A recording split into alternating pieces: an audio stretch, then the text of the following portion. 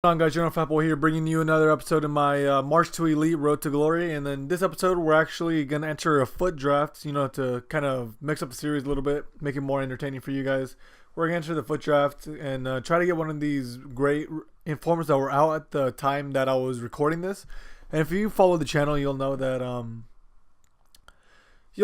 this actually takes place before the past Weekend League. It took place like a few hours before the Weekend League opened up. And I just did this to kill some time until the actual FUT Champs did open up. And here, I'm debating between Ronaldo and Neymar. And I decided to go with Ronaldo because no matter which version of Ronaldo you do get, he's going to be fantastic. He's the best player on the game. It would be almost rude not to pick Ronaldo. I mean, there's a 99 Ronaldo, there's a 96 Ronaldo, there's a 95 Ronaldo probably. I'm pretty sure there is. But like I said before, no matter which version of Ronaldo you do get, he is going to perform exceptionally well. And guys, for the draft, do you guys still play the draft? I stopped playing the draft. I used to play it non-stop. It used to be like the only game mode I did play. Like I told you guys in the earlier episodes, I spent like $10-15 at the beginning of FIFA to start the draft and be able to get a few free entries into it. Well, not free, I paid for it, but get a few entries into it. And from that, I was able to build more and more coins up to just barely scrape back in to get into the draft. But there was one point where I stopped making money off the drafts because I would get knocked out really early. I did not play the best FIFA when this game first came out. I was pretty bad at the game. I was still trying to learn, adjusting to the new game. But yeah, even before I picked up a few draft wins in those in that time period, maybe 3 or 4, maybe a little bit more. I'm not exactly sure. I don't remember how many exactly. But the rewards I got weren't that good. Like I said, the best reward I've ever gotten in this FUT Draft was a Wayne Rooney, and that was when he went for about 30K. So there's nothing really to write home about when it comes to the drafts that I did enter and the prizes that I did get. And I definitely feel that EA should make improvements to the draft. Not exactly sure what improvements they would make, but for the past 2 years, last year and this year's FIFA, the drafts have been the same. It's the same concept every time. The rewards aren't any good unless you get extremely lucky with the freaking players that you get. But if you don't get lucky if you don't get players that will sell, the majority of your players are discard prices. So you'll not even make close to half your money back. Maybe you'll make half your money back, but you'll come nowhere near making your full 15K's worth back from the packs. You would honestly be luckier to get multiple squad fitness cards than just the standard 79, 78s, 80s, 81s. Because the 81s and some 82s and below, they're discard values. So there's really no point in selling them. I mean, you might as well just hold on to them and just hope that a SBC that's applicable to those players come out. Because every time an SBC comes out, players that match that SBC go through the roof. So you'd be better off just holding on to them and hoping that they did match a certain SBC requirement. And here you guys are probably thinking I have Ronaldo, Bale, and Messi all on the bench. But the reason I did that is because I prefer chemistry, and having more chemistry than lower chemistry. And if I were to have those three in, the team chemistry would go way down. And with the stat boost already that the players get from being on full chem, they'll be pretty close to the standards of Messi, Ronaldo, and Bale. But, of course, Messi, Ronaldo, and Bale are always going to be the better options. But they'll make fantastic super subs when I need them throughout this draft. And here you guys are probably wondering, if you guys don't know, make sure you guys go check on Nepenthes and his channel. He explained this whole thing with the draft, how you can switch the chemistry styles for the players. And if you guys don't know about it, I'll definitely suggest you guys do check on Nepenthes' channel where he explains it. Because chemistry styles can have such a huge boost on your players. For example, if you have a shadow on a Chiellini, for example, he goes to like 85, 86 pace, something ridiculous like that. And for someone who doesn't understand the chemistry styles, and they're using someone like Thomas Muller, or even someone like Shaqiri, and Chiellini's able to catch up to both of them, he's gonna be frustrated. Oh my gosh, how did Chiellini manage to keep up with my players who have more pace than him? They don't understand that the shadow card would boost his pace through the roof, and he's actually able to keep up with those pacier players. And that's why I strongly recommend you guys do look into this and switch around the chemistry styles to suit the players that suit their strengths. For example, hunters on attackers are always beneficial. Anchor on defensive mids are always beneficial. Shadow on a CDM is always good. And for the fullbacks, I usually suggest Anchor or Sentinel, depending on the fullback. For someone like Hector Bellerin, I would personally go Sentinel to boost that physical and defending. For Walker, I would go probably Shadow on Walker, because Walker, even though he has good enough pace, his acceleration, his in-game acceleration is actually pretty slow. And I would definitely want to boost that, and that way he can keep up with the pacier players. But anyway, guys, I was saying before, the draft rewards aren't really that beneficial. So I think draft this year has been a lot less popular than last FIFA, because last FIFA, it was a brand new thing that they implemented into the game. It would almost be equivalent to FUT Champs this FIFA 17, but FUT Champs definitely is more appealing than FUT Draft, and and FUT Champs has been much more popular than FUT Draft was in FIFA 16. Because FIFA 16, people got bored of it pretty fast because they realized how bad the rewards are. But in FUT Champs, people love FUT Champs because, well, one reason I love is the competitive aspect of it. You always want to try to better yourself and get more wins to get those better prizes. But I think the main reason why people love FUT Champs is the fact that the prizes that you get are ridiculous, and teams that seemed out of reach to you and to the average player in previous FIFAs are now not out of reach as much. Because if you make like gold 3, you'll get like 25,000 coins, I believe. You make gold 2, you get 45, maybe 35, somewhere around that range. In gold 1, I believe you get 45,000 coins. So, and you get 2 100k packs, and those 100k packs have been great to me. So I'm sure they've been great to you guys too. And if not, you guys will get lucky eventually in these FUT Draft packs. And you guys will be able to afford the big teams that you guys want. You'll be able to afford the Pogba's, the Bales, the Ronaldos. Eventually, if you just keep grinding out FUT Champs, you'll have that great team that you could not have without spending money in the past. And I think that's something that EA really did right with FUT Champs. And that's something that they should look to add more to the draft. They should look to change up draft. Because right now, you could tell EA's sole focus is on FUT Champs. They're pouring everything, all their time and focus into the game mode. And while that is smart because FUT Champs is the most popular game mode, they shouldn't neglect other game modes in FIFA that people do love to play. For example, career mode, there was some changes this year, but there was nothing big. The journey, I mean, let's be honest, guys. No one really cares about the journey game mode.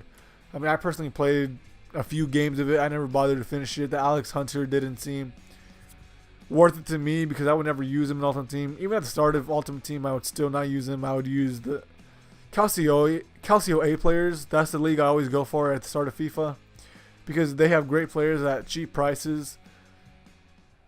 And they neglect game modes like draft, career mode, and also Pro Clubs. Pro Clubs is a game mode I love to play, but they just don't add as much to it. They add a person like customized kits and everything, but it's really not much to keep it going, to keep it competing with other game modes like Ultimate Team. And of course, no other game modes can compete with Ultimate Team. FIFA is known for the Ultimate Team. That's what most people play, but it shouldn't be the only game mode that EA focuses on because they have different game modes in the entire game, and it's their responsibility to make the overall game a great game. And I just think they should add more variety to the game and maybe just add more customization within Ultimate Team too. There's still so much they could do within Ultimate Team.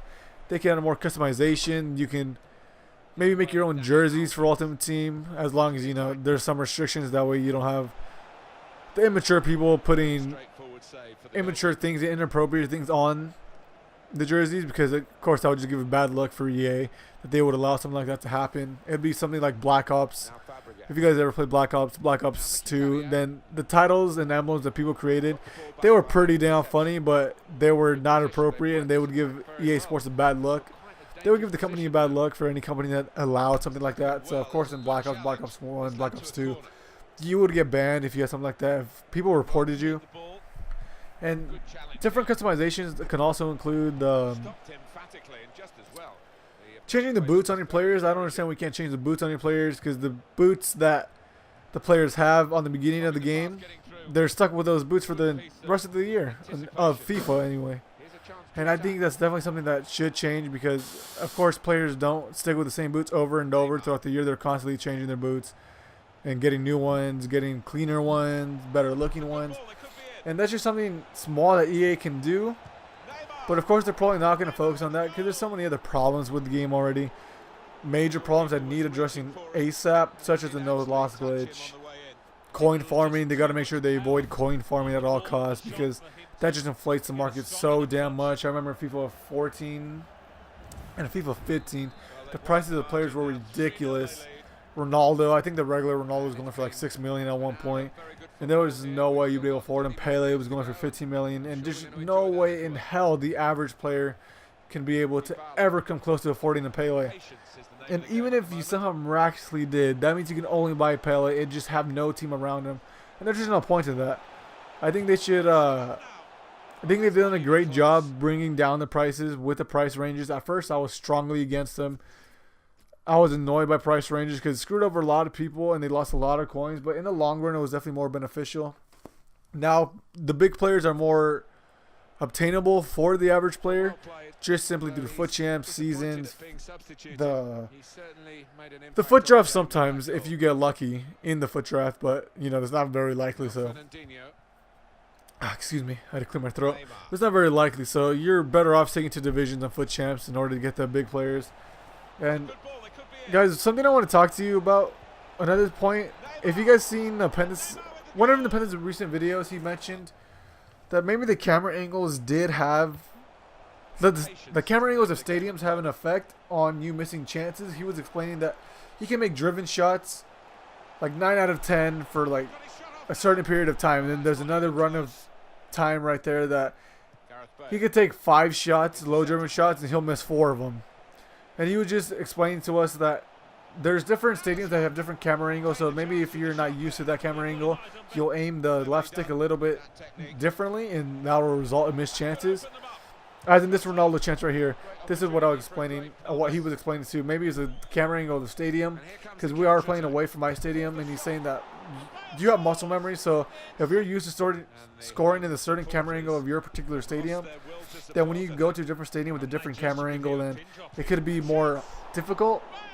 And while I don't necessarily think that is a factor, I mean, it could be a factor. Who knows with the EA, but I don't think it could be. But it made me think about the amount of stuff in this game that we do not know about, because EA are just terrible when it comes to communicating with their fan base, and they just don't let us know what's going on whatsoever.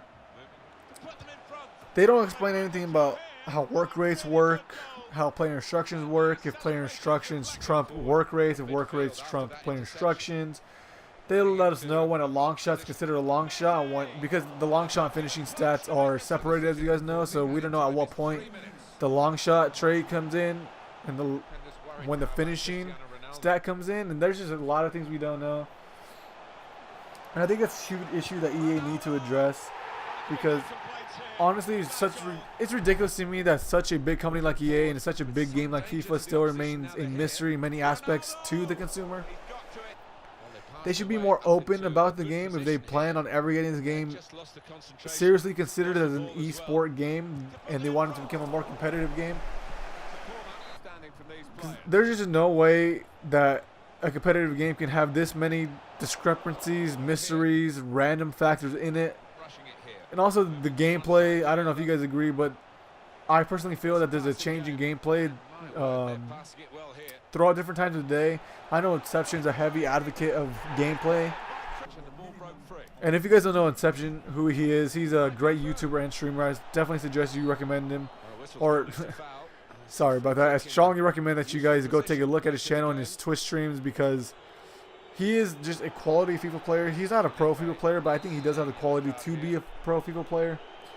But he does pretty much a road to glory. He did not call it a road to glory, but that's what his account is. He never drops a dime on the account because he believes that you should just play the game for what it is. And I think that should be how the game is played too. I know I could spend $10, $15 on the game too, but for the most part, I don't think it's... I think it's unfair for the people who can't afford to spend so much FIFA points on the game, because they'll have such a great team compared to the guys who aren't able to spend as much money on the game. And that just creates a bit of a challenge for those who cannot spend points on the game as much. But yeah, as I was saying, Inception's a heavy advocate of gameplay, and I honestly do feel that there's throughout different times of the day, there are gameplay changes. Your players feel sluggish, their touches are terrible. The pass delay, you tell them to pass, and they'll pass a couple seconds later, and that could result in you losing the ball and getting scored on. And there's just so many little factors like that EA do not come out and say anything about. But when you listen to the FIFA community, when such a large part of the community is feeling those issues, there has to be something wrong with the game, right? There cannot be just that many people saying that they feel like there's problems with the game and there's really not. You know, you guys get what I'm saying? When that large of a number, that large portion of the community says that there is a problem, there must be a problem, right? Because this game is huge and multiple people play this game, and there has to be a problem when that many people feel that there is. And I just think EA need to really sum up their game and address these. They need to own up to their mistakes. If they made a mistake and there's a discrepancy in gameplay throughout different times of the day, then they should come out and say that. But anyway, guys, as you guys saw there, I got eliminated in the second round of the draft, and I felt it was a little undeserved. I feel like I outplayed my opponent, but I felt terrible about going out so early in the draft, so I decided to give you guys gameplay in seasons. We're close to getting back into Division 1, and here Aguero gets incredibly lucky. And once again, like I said before, this was before the weekend league kicked off. So if you guys watched my weekend league games for this past weekend, then you guys would know I changed my team and I no longer have Aguero. Aguero was good, but I just felt like I could do better, and I invested in Walcott. And Walcott, Inform Walcott, is amazing, an amazing card, and he's definitely better than Aguero. And I was able to have coins left over and invest in different players in different areas of the field. And I still have about 140,000 left over. And my FUT Chance rewards, those will actually, the day I'm recording, the FUT Chance rewards for this past weekend are out.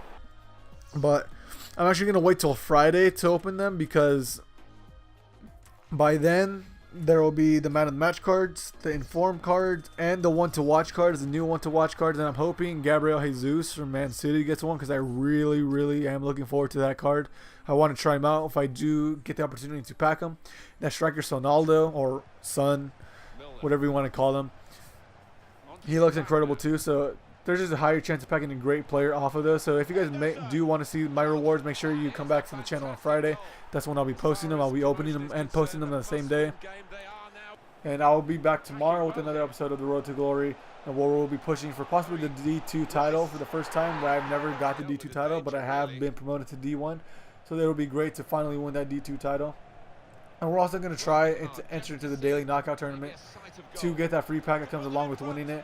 So if you guys did like this video, make sure you did drop a comment and a like and a sub. And if you guys do agree with the things I was saying earlier about the gameplay, the discrepancies, and how EA just leaves us in the dark, make sure you guys do let me know. Let me know your opinions on what you think EA can do better with the draft to add more variety to the draft, more variety to Ultimate Team, and just things like that, guys. So if you guys did enjoy the video, make sure you come back again tomorrow for another upload, and I'll see you guys next time. Peace.